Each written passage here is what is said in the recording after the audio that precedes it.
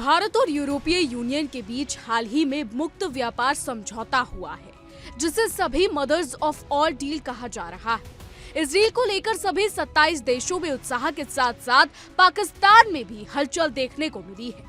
जी हां, ताजा जानकारी में पाकिस्तानी मीडिया ने पूर्व federal commerce minister Gohar Ejaz के हवाले से बताया कि भारत और ईयू के एफटीएफ डील का असर पाकिस्तान में देखने को मिल गया है। जी हां, इस ट्रेड डील का असर बांग्लादेश पर भी पड़ने की आशंका जताई जा रही है, जो पहले से ही संकट से गुजर रहा है। बता दें, पूर्व पाकिस्तानी मंत्री ने कहा कि इस डील के असर ने भारत और यूरोपीय यूनियन के बीच प्रस्तावित ट्रेड एग्रीमेंट पर गंभीर चिंता जताई है और चेतावनी दी है कि इससे पाकिस्तान में 1 करोड़ से ज्यादा लोगों की रोजी रोटी को खतरा हो सकता है।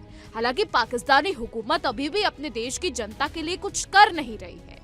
वजह और इसका उत्तर देखने को मिलता है पाकिस्तान की अर्थव्यवस्था को देखते हुए। पाकिस्तान की अर्थव्यवस्था डगमगाई हुई है, देश कंगाली से जूझ रहा है। आईएमएफ से लोन लेने के बाद भी पाकिस्तान के लोग खाने के लिए तरस रहे हैं, यानी टमाटर जैसी आम सब्जी खरीदने से पहले भी पाकिस्तान के लोगों को कई बार सोचना पड़ रहा है। ऐसे में पाकिस्तान के मंत्री चेतावनियां दे रहे हैं। आपको बता दें, मीडिया रिपोर्ट्स के मुताबिक पूर्व पाक मंत्री एजाज ने कहा कि Bharat EU trade deal Pakistan के इंडस्ट्रियल सेक्टर, खासकर टेक्सटाइल इंडस्ट्री के लिए एक बड़ा खतरा है।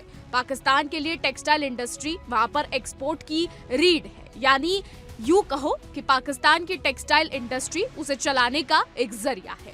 बता दें कि पाकिस्तानी मंत्री ने चेतावनी दी। हालांकि पाकिस्तान ऐसी गीदड़ भपकियां पहले से देता रहा है। पाकिस्तान की ओर से चेतावनी दी गई है कि समझौते से पाकिस्तान के टेक्सटाइल एक्सपोर्ट को काफी नुकसान हो सकता है।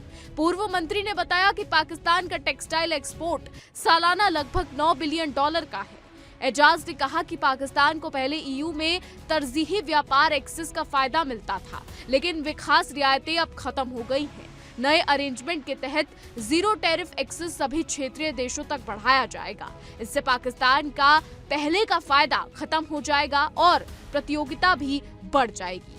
बता दें, पाकिस्तानी मंत्री ने जोर देकर कहा कि बढ़ती प्रोडक्शन कॉस्ट, एनर्जी की कमी और ज्यादा टैक्स ने पहले ही पाकिस्तान के उद्योग की प्रतियोगिता को कमजोर कर दिया है। ऐसे में अगर तुरंत यहाँ की नीतियों में दखल नहीं दिया गया तो कारखानों और उद्योगों को बंद होना पड़ सकता है। इसकी वजह से पूरे देश में बड़े पैमाने पर नौकरियां जा सकती हैं।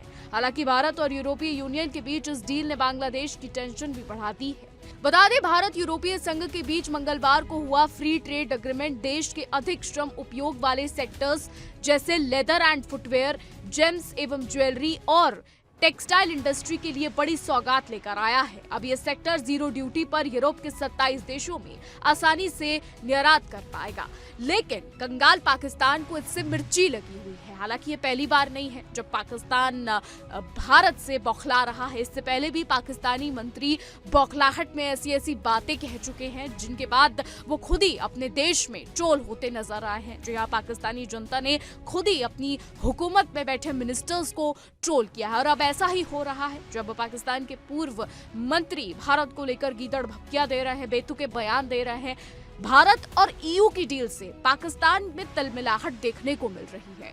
वो पाकिस्तान जो अभी तक अमेरिका की चापलूसी कर रहा था, अमेरिका को खुश करने में लगा था, और अब पाकिस्तान अमेरिका की कठपुतली जो है वो बनता जा रहा था। और अब जैसे जैसे अमेरिका की तरफ से कड़े बयान आने शुरू हुए हैं, पाकिस्तान दरकिरार होना शुरू हो गया है। अमेरिका ने अपनी ट्रैवल एडवाइजरी में साफ कहा है, अमेरिकी नागरिकों को साफ कहा है कि पाकिस्तान जाने से पहले कई बार सोचे, क्योंकि वहां पर आतंकवादी जो है वो रहते हैं। हालांकि सीधे तौर पर ये नहीं लिखा गया, लेकिन जिस तरीके से एडवाइजरी जारी की गई उससे एक ही बात समझ में आती है कि पाकिस्तान अपने देश में आतंकवादियों को पनाह देता है, अपनी धरती पे आतंकवादियों को बोता है, और इसी को साफ कर दिया है अमेरिका ने। यानी पाकिस्तान जो ट्रंप की चापलूसी कर रहा था, अमेरिका को खुश करने में लगा था, वो अब फेल होता नजर आ रहा है। और अगर बात करें भारत और ईयू के फ्री ट्रेड एग्रीमेंट की, तो इससे भी पाकिस्तान को मिर्ची लग गई है। वजह है पाकिस्तान की गिरती हुई अर्थव्यवस्था, जो कि पूरी तरीके से कंगाली की राह पर है। देश में कंगाली इस कदर है कि लोग